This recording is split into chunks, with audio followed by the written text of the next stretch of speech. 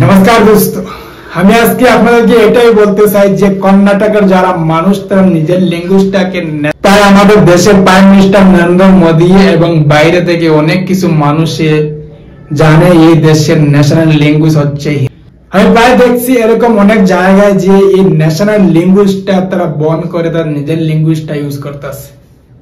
বাইরে আমাদের দেশে কিছু মানুষে যদি এরকম কাজ করে তাহলে অন্য কেউ কি আমরা কি জবাবটা দিই? আমি আজকে বলবো যে এই কর্ণাটক স্টেটটা শুধু চলতেছে বাইরের মানুষের জন্য।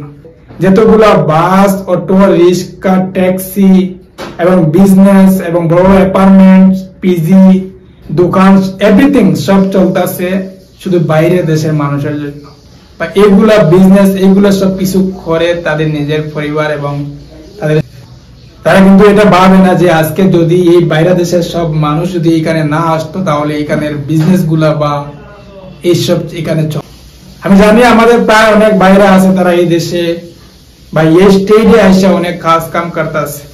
এর জন্য আজকে আমি কিছু বড় মেসেজ তাদেরকে দিতে আরে ভাই, আমাদের যে প্রাইম মিনিস্টার নরেন্দ্র মোদী এবং বাইরের কিছু মানুষরাই তো আমাদের এই বাইরে দেশের মানুষ আগে ন্যাশনাল কি এটা আগে তারা জানবে, তারা কেউ জানবে না।